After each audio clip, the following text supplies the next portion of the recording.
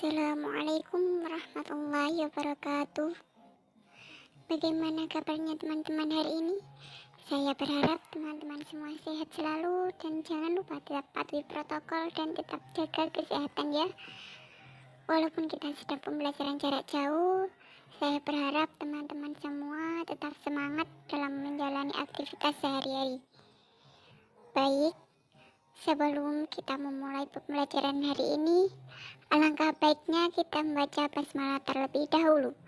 Bismillahirrahmanirrahim.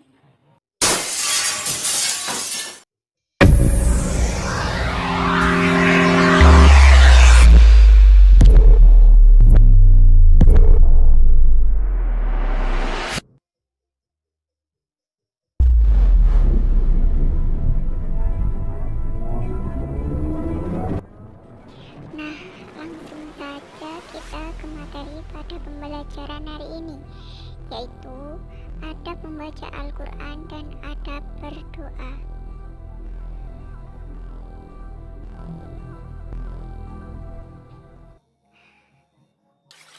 Untuk pembahasan yang pertama yaitu adab membaca Al-Quran.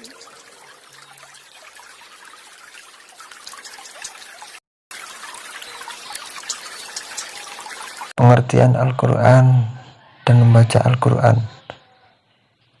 Secara bahasa, Al-Quran adalah berasal dari kalimat bahasa Arab yaitu qira'ah, yaqra'u, yang memiliki dua makna sebagai berikut, yaitu yang pertama ta'ala. Dalam bahasa Indonesia diartikan yang dibaca atau bacaan. Yang kedua, jam'u.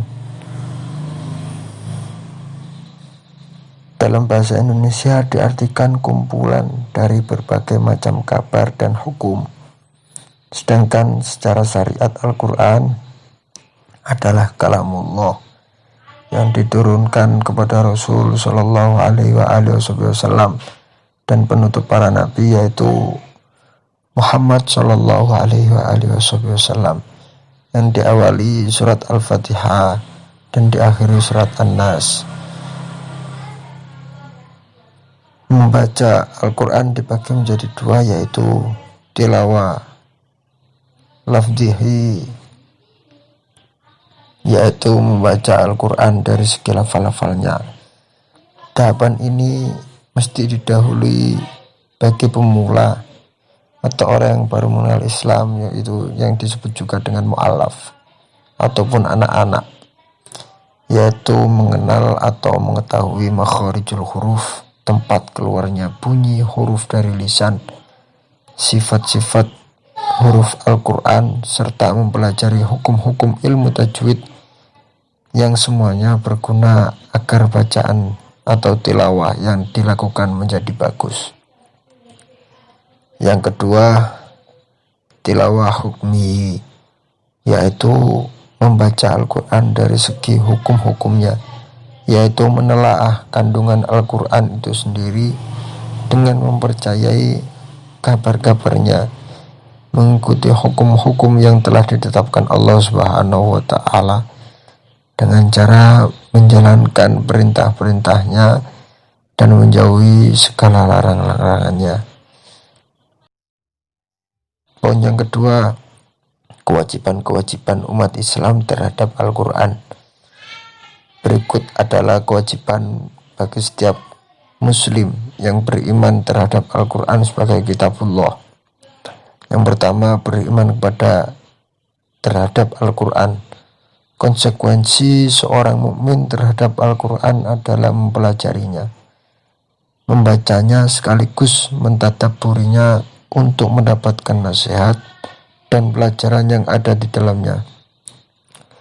Karena salah satu sifat Al-Quran sebagai mau'idhah, nasihat atau pelajaran. Demikian juga menjadikan Al-Quran sebagai petunjuk dalam menempuh perjalanan menuju Allah Subhanahu wa Ta'ala. Dalam rangka inilah Al-Quran diturunkan sebagaimana firman Allah Subhanahu wa Ta'ala dalam surat Al-Isra, yang artinya sesungguhnya Al-Quran ini memberikan petunjuk kepada yang lebih lurus dan memberi kabar gembira kepada orang-orang mukmin yang mengerjakan amal soleh, bahwa bagi mereka adalah pahala yang besar. Yang kedua, menjalankan perintah Al-Quran. Setelah diimani dan diketahui hukum-hukumnya, maka kewajiban kedua adalah menjalankan perintah-perintah Al-Quran sekaligus menjauhi hal-hal yang dilarangnya, kemudian mendakwahkannya ke seluruh umat manusia. Hal itu dimulai dari diri sendiri, kemudian keluarga, dan seterusnya. Hal itu walaupun ada satu ayat, sebagaimana sabda Rasul Shallallahu Alaihi Wasallam,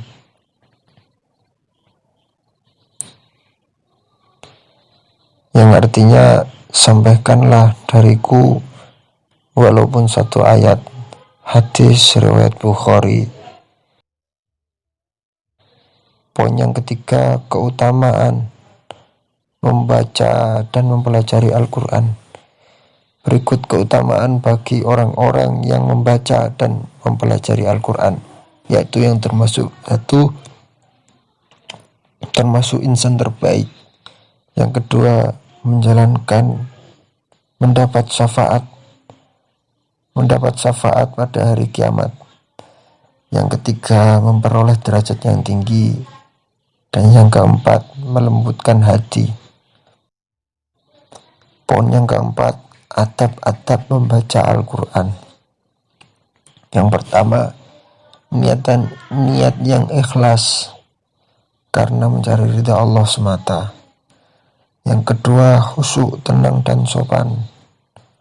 Dalam baca Al-Quran hendaknya menghadirkan hati atau konsentrasi ketika membaca, khusyuk, tenang, dan sopan, berusaha terpengaruh atau terkesan dengan yang sedang dibaca, sebagaimana tujuan utama dalam tilawah, sebagaimana firman Allah Subhanahu wa Ta'ala, afala tadabbarunal Quran, yang artinya,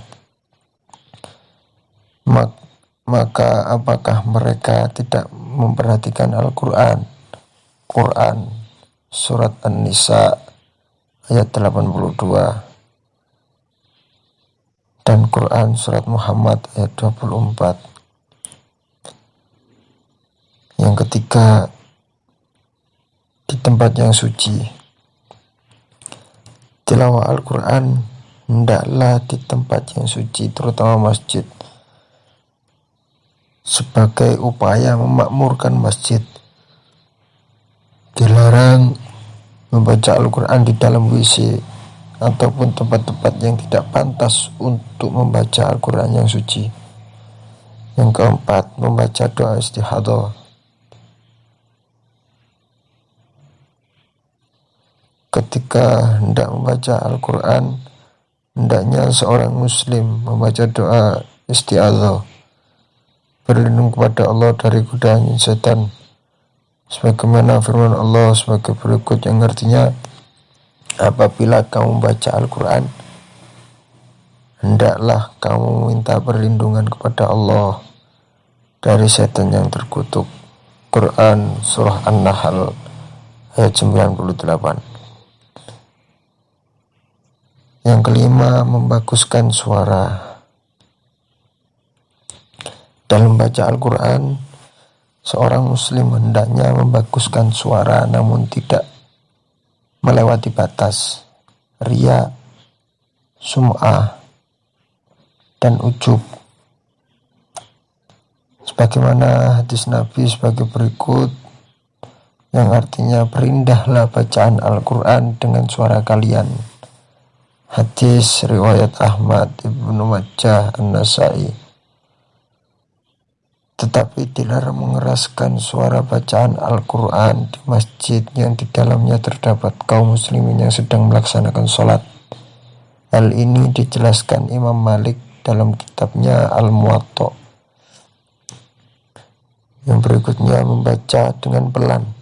Jika khawatir terjadi riya, sum'ah, ataupun mengganggu ketenangan dalam masjid, maka seorang muslim hendaknya membaca Al-Quran dengan sirri atau dengan suara pelan. Yang terakhir, membaca dengan tartil. Jika membaca Al-Quran, hendaknya dibaca dengan tartil sebagaimana firman Allah sebagai berikut, warattilil Qur'ana tartila, yang artinya, dan bacalah Al-Quran itu dengan perlahan-lahan. Quran surat Al-Muzammil ayat 4. Ali bin Abi Thalib menjelaskan makna tartil dalam ayat tersebut adalah mentajwidkan huruf-hurufnya dengan mengetahui tempat-tempat berhentinya. Maka seyogianya bersabar dalam membaca Al-Quran. Jangan terburu-buru ingin selesai atau terburu-buru nafsu ingin segera menguasai atau memahami Al-Quran sehingga lalai memperhatikan kaidah-kaidah dalam tilawah. Yang kedua yaitu adab membaca doa. Yang pertama, pengertian doa menurut bahasa berdoa berarti memanggil, meminta tolong, atau memohon sesuatu. Sedangkan doa menurut syariat Islam adalah memohon sesuatu atau memohon perlindungan kepada Allah Subhanahu wa Ta'ala dengan merendahkan diri dan tunduk kepadanya. Sebagaimana firman Allah Subhanahu wa Ta'ala yang artinya, dan Tuhanmu berfirman, berdoalah kepadaku, niscaya akan kuperkenankan bagianmu. Poin yang kedua, manfaat berdoa. Yang pertama, terhindar dari keputusasaan karena selalu berharap Allah memberikan sesuatu yang diinginkan. Yang kedua, terhindar dari sifat-sifat sombong dan takabur karena sesungguhnya tiada kekuatan yang melebihi Allah. Yang ketiga, menjadikan hati menjadi tentram dan tenang. Yang keempat, merasa dekat kepada Allah Subhanahu wa Ta'ala. Yang kelima, Allah menyediakan tempat yang mulia di sisinya. Untuk poin yang ketiga, lafal doa. Dalam berdoa, setiap orang diperbolehkan untuk memohon kepada Allah Subhanahu wa Ta'ala dengan bahasanya sendiri, karena Allah Maha mengetahui, termasuk Maha mengetahui atas seluruh bahasa-bahasa yang ada di dunia ini. Tetapi banyak juga doa yang indah diucapkan, juga mudah dimengerti, diajarkan dengan menggunakan bahasa Arab. Doa seperti ini jika dipanjatkan juga boleh. Berikut contoh-contoh lafaz doa yang indah jika diucapkan, mudah dimengerti dan diajarkan dalam bahasa Arab, yaitu doa untuk kedua orang tua. Allahumma gfirli wali walidayya warhamhuma kama rabbayani shaghira, yang artinya, ya Allah, ampunilah aku dan kedua orang tuaku, kasihilah mereka sebagaimana mereka mengasihi aku sewaktu aku masih kecil. Yang kedua, doa mohon keselamatan dunia dan akhirat. Rabbana atina fid dunya hasanah wa fil akhirati hasanah wa qina azabannar. Terakhir, tata cara berdoa. Yang pertama, dimulai dengan pujian terhadap Allah Subhanahu wa Ta'ala.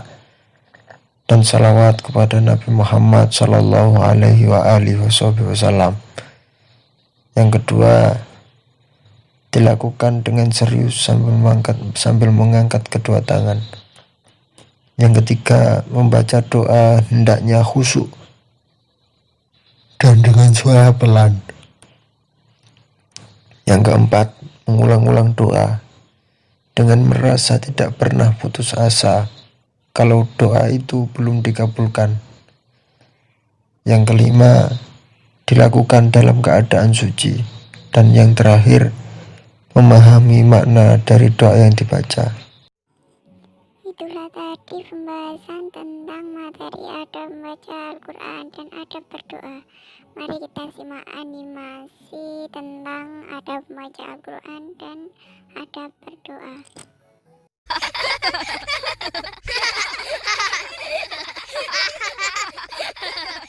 Katanya udah latihan lama. Iya Pak Ustadz, latihannya sih udah lama, tapi jarak jauh.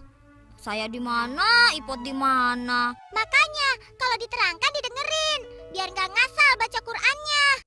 Siapa yang ngasal? Ya kamu, masa baca surat Al-Kafirun nggak selesai-selesai, malah ditutup pakai surat Al-Fatihah lagi. Iya, Ipot, Doni, semua itu ada aturannya. Memangnya kalian belum tahu? Mana mereka tahu Pak Ustadz? Kalau mengaji saja, mereka sambil main-main.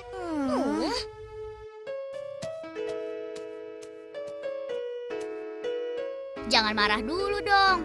Kalian mau tahu nggak bagaimana adab dalam membaca Al-Quran? Gimana Pot? Mau nggak? Kamu? Mau aja deh. Iya. Pak Ustadz, boleh saya nyalakan Holo Magicnya? Silakan Fatih. Perhatikan ya. Holo Magic. 1, 2, 3. Saat membaca Al-Quran, ada adab-adab yang harus diperhatikan. Di antaranya, pertama, membaca dalam keadaan suci. Kedua, membaca Al-Quran dengan isti'ozah atau ta'awudz. Bismillahirrahmanirrahim. Ketiga, membaguskan suara saat membacanya. Keempat, bacalah dengan suara yang lembut. Dan yang terakhir, bacalah dengan perlahan atau tartil. Nah, seperti itu hendaknya kita membaca Al-Quran. Bagaimana? Sudah jelas? Jadi, setelah paham, kesalahan kalian apa? Kami nggak ta'awudz. Kami membacanya cepat-cepat. Kami juga asal-asalan. Tumben ngaku. Baiklah, karena sudah sore, sampai di sini dulu mengaji kita anak-anak. Terima kasih dan sampai ketemu lagi. Assalamualaikum warahmatullahi wabarakatuh. Waalaikumsalam warahmatullahi wabarakatuh.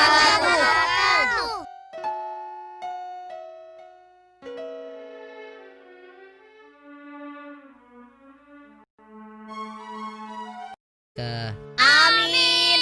Amin. Amin. Amin. Ya zal jalali wal ikram. Walhamdulillahi rabbil alamin. Nah, doanya kan sudah. Ayo Pot, bakso menunggu kita. Ayo buruan. Kok begitu sih cara berdoanya? Waduh, gagal total kita. Iya nih, ada apa lagi ya? Ayo, kalian kemari sebentar. Laras, sini nak. Kita berkumpul sebentar. Fatih juga ya, lebih dekat kemari. Fatih, bisa kamu tunjukkan bagaimana ada berdoa yang baik? Baiklah, Kong Haji. Perhatikan baik-baik. Mari kita lihat di Holo Magic ya. Holo Magic.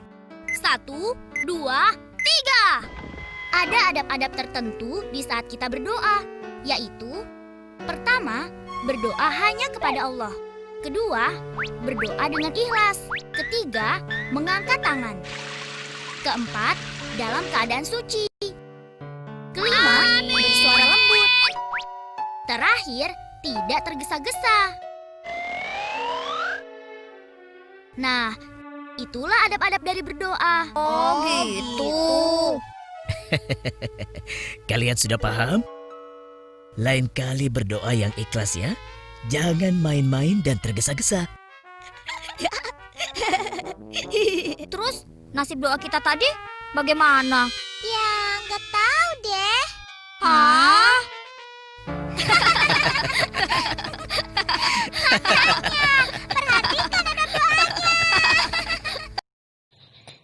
Sekian dari penjelasan saya. Kurang lebihnya saya mohon maaf yang sebesar-besarnya. Wallahu muwaffiq ila aqwamit thoriq wal afu minkum. Wassalamualaikum warahmatullahi wabarakatuh.